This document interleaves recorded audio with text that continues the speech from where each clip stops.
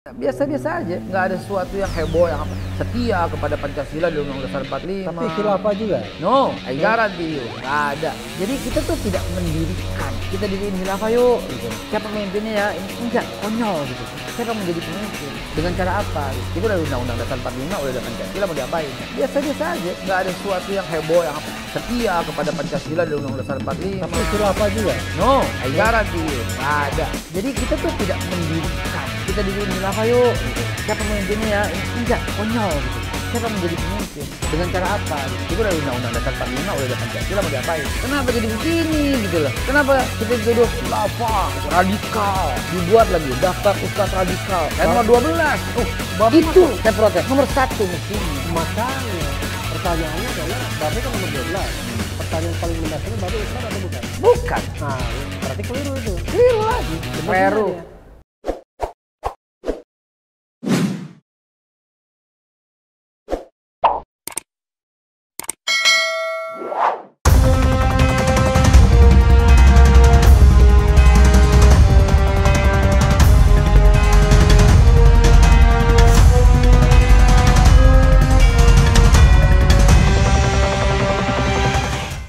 Terlepas dari apapun sikap Habib Rizik, yang tidak bisa dibohongi adalah dia oposisi pemerintah. Ya. Dan kerap mengkritik pemerintah yang sangat dahsyat. Bahkan Habib Rizik juga yang mengatakan bahwa Jokowi berhenti aja, mengundurkan diri aja. Saya pernah dibilang, siapa waktu itu ya?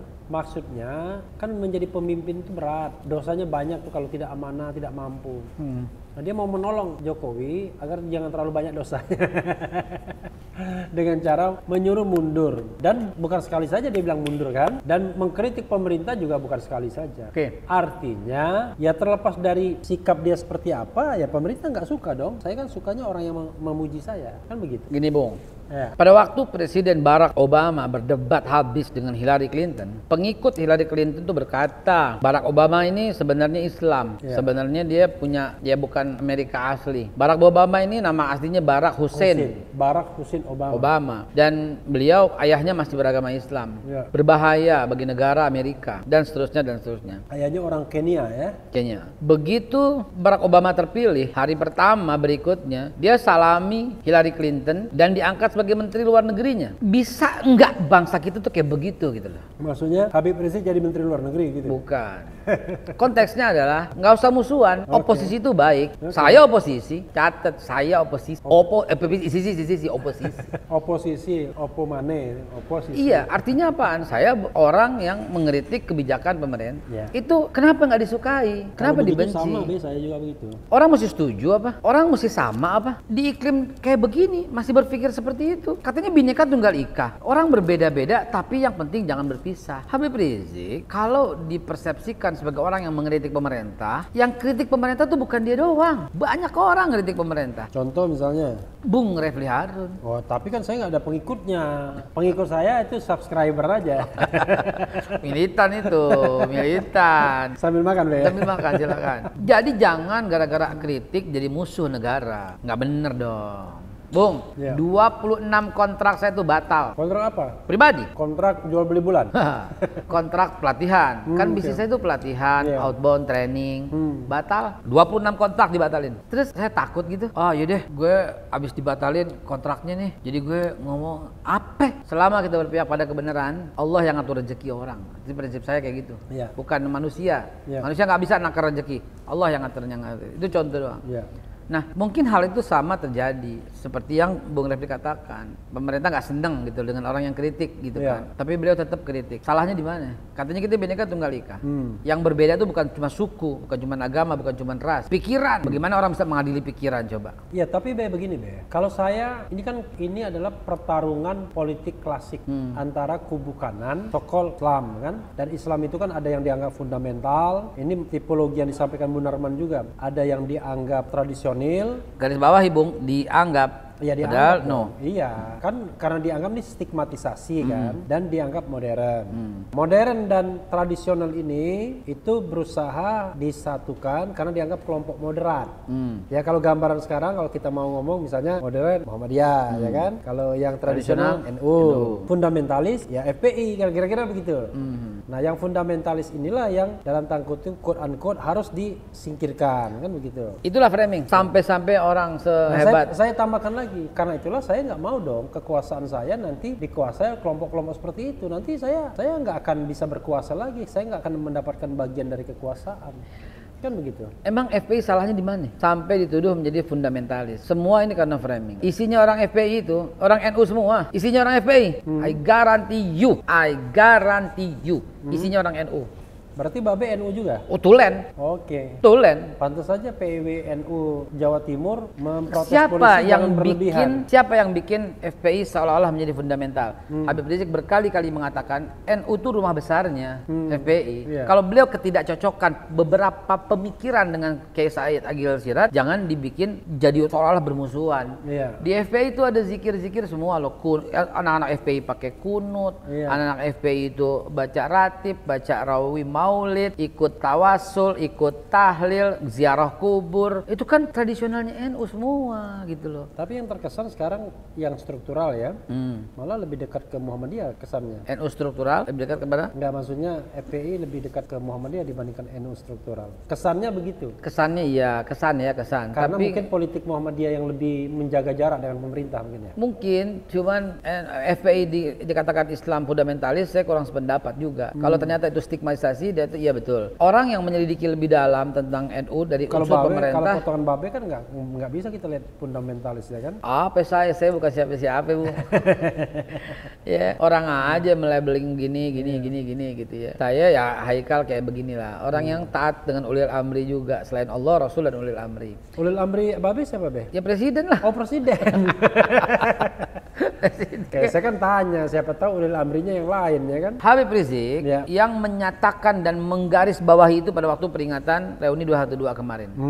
Presiden itu ya Jokowi, ya dukung. Taat Tidak. itu bukan berarti tidak kritis kan dia Ya, bilang. dan tidak bisa gitu loh. Tidak bisa dalam akidah Islam Ahlussunnah wal Jamaah tidak pernah dibenarkan untuk mendirikan negara di atas sebuah negara atau melarikan diri dari sebuah negara. Mendirikan negara di atas negara atau melarikan diri itu disebut ya bughat ya atau dia khuruj. Ya. Bukan khuruj tapi ya nanti kalimatnya takut kontroversi ya. Pokoknya orang yang melarikan diri, khawarij lah gitu. Pokoknya nggak dikenal dalam akidah Ahlussunnah wal Jamaah. Oke. Akidah Ahlussunnah wal Jamaah yang Jadi Khawarij itu kelompok sempalan ya pasca Nabi meninggal ya. ada sebagian ya, dan apalagi bughat ya, melawan pemerintah yang sah. Nggak ada dalam kamusnya. Terus dikesankan fundamentalis itu berarti melawan dengan pemerintah, radikal, mau mendirikan negara sendiri di atas sebuah negara. Malah dibilang kalau itu kan masih mending itu masih ada harganya. Ini malah dibilang preman ya kan. Iya. Dibilang preman kampung. Nah, Aduh, kan. jahat banget. Preman kampung, Jahat banget. Tapi kan dulu FPI suka razia-razia. Saya jawab, razia sudah ya. dijawab Munarman sih. Udah Tapi nggak dijawab. apa-apa jawab. Oh ya udah, itu yang betul. Diputar ulang dengan penamaan itu Diputar ya. ulang. Beliau yang ya dari awal ya beliau yang tahu. Tapi Saya- gini, jadi sama Babe ini ya kita mengalir saja ini pertanyaannya ya, nggak usah pakai konsep-konsepan. Tapi Be, FPI itu mau ngapain sih? Ini pertanyaan yang paling mendasar bagi orang awam. FPI itu mau apa? Mau ngapain? Kalau saya jelaskan, Iya. nggak akan cukup walau kita 2 jam 3 jam. Ya, yang yang kursus singkatnya aja. Kursus singkatnya silahkan buka pedoman dasar, anggaran dasar, anggaran rumah tangga. Sama seperti yang lain lah. Kita mencerdaskan kehidupan, ikut serta mencerdaskan kehidupan bangsa, beramal nahi munkar. Biasa-biasa aja, nggak ada sesuatu yang heboh yang apa. Setia kepada Pancasila dan Undang-Undang Dasar 45. Tapi khilafah juga. No, I guarantee you, nggak ada. Khilafah itu apa sih? Khilafah itu jadi ngeri karena yang jelasin orang-orang yang ngeri. Yang ngeri itu siapa misalnya contohnya? Banyak. Misalnya Ya, siapa yang menjelaskan khilafah itu ya? Bisa di browsing dah. di browsing. Di browsing deh. Jadi Mahfud MD memberikan- pernah menjelaskan khilafah. itu yang dijelaskan Pak Mahfud itu tepat. Agree 100%. Itu konsep khilafah. Bedanya di mana sama kita? Nggak ada bedanya. Tapi kan ya masyarakat yang bikin beda. Iya. Mau mendirikan khilafah, saya bilang. Yang mau mendirikan khilafah itu siapa? Saya pernah berdebat sama Pak Ma'ruf, Pak maaf, bukan Pak Kiai Ma'ruf, Pak Mahfud MD soal khilafah. Mahfud sama Ma'ruf ini memang kadang-kadang kepleset. Karena Mahfud digantikan Ma'ruf soalnya. Nggak nangkep banget. Ya, hati-hati. Hati-hati. Udah ngukur jas itu ya. Itu udah ukur jas. Nggak jas ya, rasanya baju putih ya. Baju putih. Jadi ada perbedaan yang sangat fundamental antara kita dengan teman-teman yang mengusung ideologi khilafah. Iya. Perbedaannya apa? Perbedaannya ulang lagi apa yang dijelaskan Pak Mahfud MD soal khilafah. Itu yang paling benar. Jadi kita tuh tidak mendirikan. Kita diriin khilafah yuk gitu loh. Siapa pemimpinnya ya? Ini enggak, konyol gitu loh. Siapa yang menjadi pemimpin? Dengan cara apa gitu. Kita udah Undang-Undang Dasar 45, udah ada Pancasila, mau diapain? Khilafah itu gini-gini. Jangan memusuhi khilafah dan jangan pula mengupayakan berdirinya khilafah.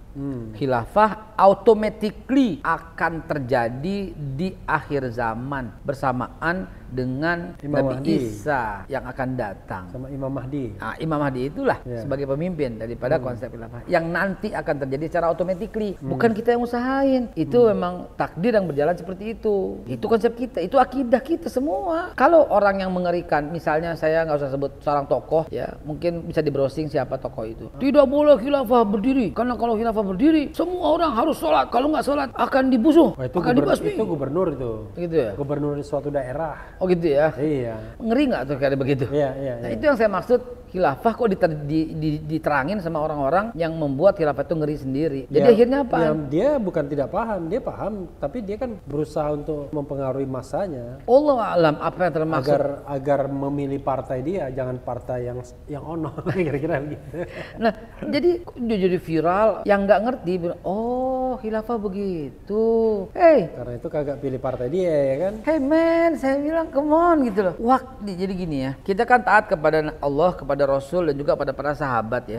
Titah mereka ini kan tidak pernah lekang zaman ya. Teman-teman sekalian dimanapun teman-teman ngelihat, kalau teman-teman beriman kepada Allah, kepada Rasul dan seluruh sahabat juga diimani, salah satu yang membuat kita mesti toleran total adalah Wa'dul Umariyah. Itu perjanjian yang dibuat Umar bin Khattab berlaku sampai detik ini. Nggak ada yang berani batalin. Siapa yang berani batalin? Seluruh sahabat nggak ada yang batalin itu. Perjanjian Wa'dul Umariyah, perjanjian Umar bin Khattab lah gitu. Tidak boleh mengganggu gereja, tidak boleh mengganggu salib, tidak boleh mengganggu para rahib, harus menjaga dan memelihara mereka. Ini apa nggak tahu apa semua? Apa kita dituduh? Aduh, kacau. Kita nggak sanggup membenarkan framing yang sudah dibuat sedemikian rupa. Ya, tapi kan ini kan soal struggle untuk kekuasaan ya. Jadi saya merasa ya sah-sah saja kalau orang kemudian berpikir, kalau misalnya saya katakanlah kelompok kiri misalnya ya kan, ya let's say kelompok kiri itu ada beberapa partai di Adil dong, jangan sah-sah saja. Berlakulah adil. Lagi. Tapi kan kalau misalnya bicaranya tentang adil dan tidak adil, nanti waduh, saya minoritas, bisa-bisa porsi saya dianggap kecil. Padahal saya sebagai minoritas saya pengen yang gede. Itu nggak adil. Nah, tapi itulah watak kekuasaan kalau dipikirkan. Saya lebih suka berkuasa dong daripada saya pakai proporsional gitu. Adil kan ya harus proporsional gitu loh. Jadi sampai kapan negara kita tuh, apa sih yang umat Islam tuntut? Nggak ada. Cuma nuntut keadilan. Nggak ada. Yang nuntut mesti begini gitu. Karena umat Islam 88% pembagian harta harus 88% milik umat Islam. Nggak ada. Harus tanah milik umat Islam 88% punya umat Islam. Nggak ada. Normal-normal aja. Baik-baik aja. Nggak ada. Kenapa jadi begini gitu loh. Kenapa kita dituduh khilafah, radikal. Dibuat lagi daftar ustadz radikal. Saya nomor 12.